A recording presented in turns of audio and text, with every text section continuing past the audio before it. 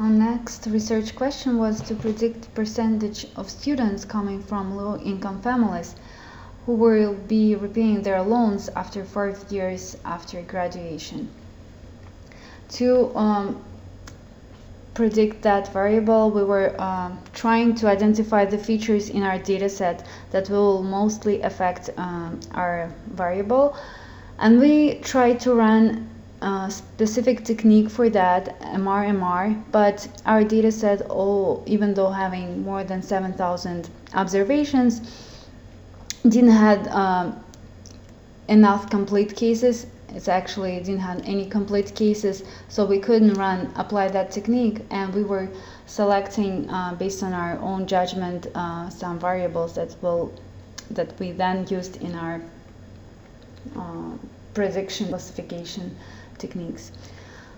First technique that we ran was trying to classify our dependent variable into classes, and we applied support vector machines, and we did linear separation and multi-class prediction. And in my case, multi-class prediction even gave worse results, but both of them are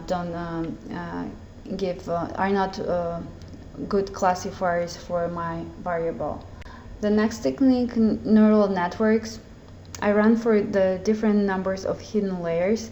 The best correlation that I saw for my continuous variable was for 4 hidden layers. It was 0.74, which is still not high, but good work. Next technique, we were looking at different clustering methods. K-means didn't give good results, as you could see in the confusion matrix. And hierarchical clustering, I tried 3 cuts for the dendrogram into 2, 4, and 6 clusters, and I plotted here 2 and 4 clusters.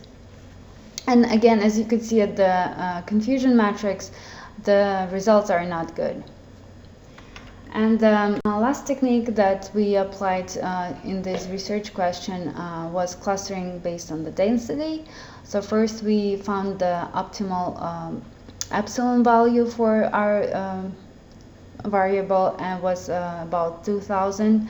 And then by plotting different number of points that we allowed to be within that distance to the central point, we built several plots, and most of the time I got one cluster, and in this plot that I present you could see 3 clusters, but you could see that data points are really dense at in one area.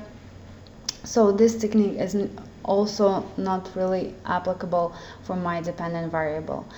And also, as we ran comparative analysis for the different classification techniques, such as naive Bayes, support vector machines, and random forest, the best classification method was random forest for my dataset. But the accuracy was still pretty low, just above 50%. So I wouldn't use that I actually wouldn't use the classification technique and apply them for my dependent variable in this specific data set.